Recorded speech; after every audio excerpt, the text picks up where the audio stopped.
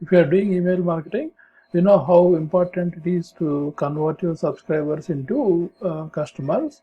If you are doing, there is some common email marketing mistakes that you need to avoid to make sure your subscribers are happy receiving your emails and they should be able to buy your products. So I'm going to review some of the common email marketing mistakes in this video. So watch this video till the end to get all the mistakes that you need to know in order to before start sending your email to your subscribers.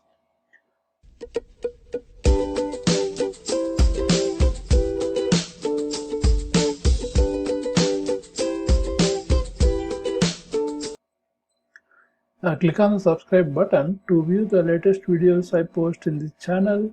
If you like this video, click on the like button. Let's get started with the common mistakes. So the first mistake is emailing without permission. So if you are sending email without user's permission, users may think that you are sending spam and they may report to your email sender. So that way your emails are no longer useful to your users, and actually it will be bounced back on your business if you are sending email without permission. So always whenever you collect email, confirm their subscription, follow the rules, legal rules that's applicable at that time to get proper permission from the user before sending them emails, right? Then the second common mistake is boring subject lines, right? If you send subject lines that are not interesting, people just ignore the emails, right? So don't send like newsletter 1, newsletter 2, and newsletter 3. You should send email subject lines that are more interesting, and user should be able to, it should generate interest once user sees that email. Let me show you some examples here. So I'm just showing some of my promotions tab. That's where you get all the promotions. So let's say, see here, Flipkart, shop for festive. All you need is here. So this says that if you are shopping for festival season, whatever you need is here, right? So once somebody sees that, they want to see what is inside, right?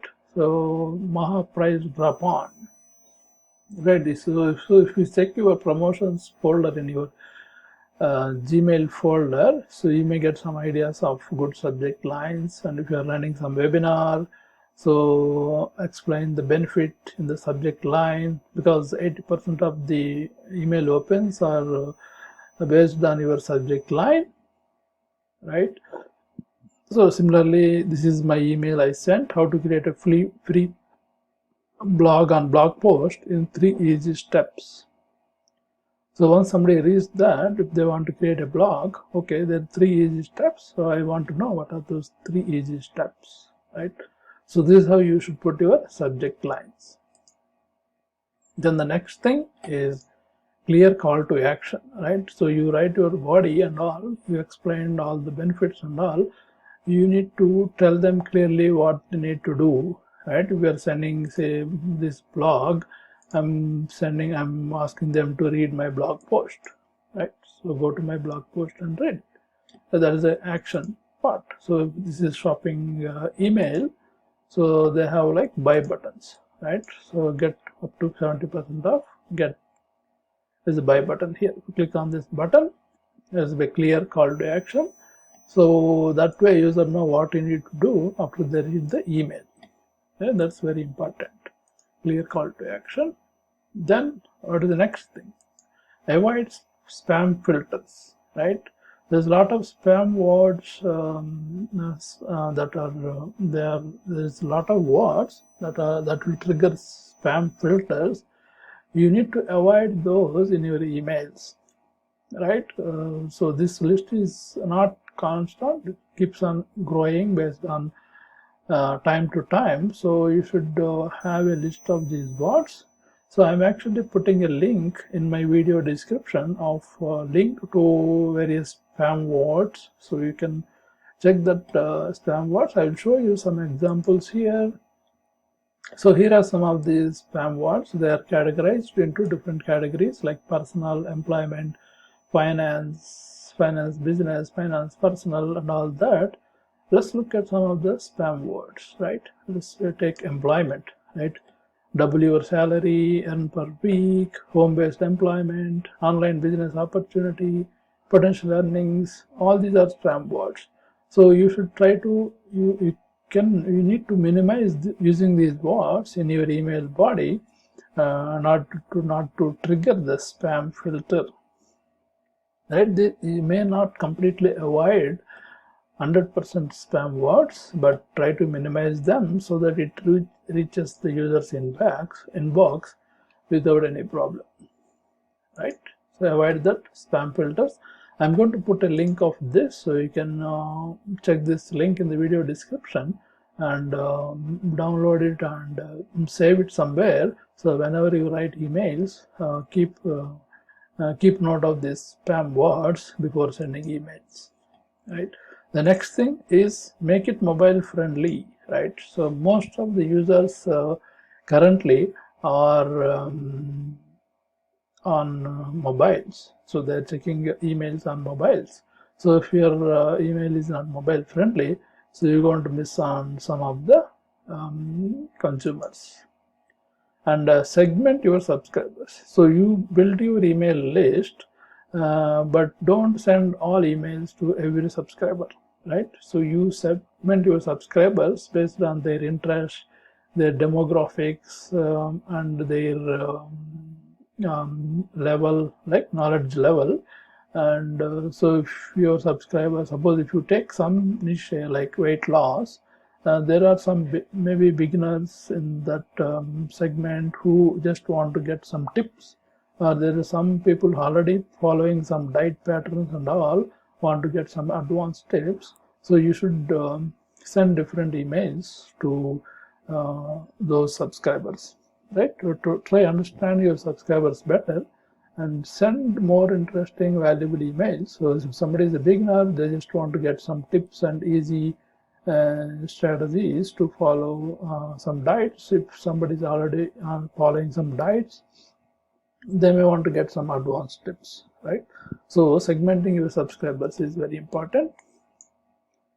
Then the next good thing is don't send too many promotions.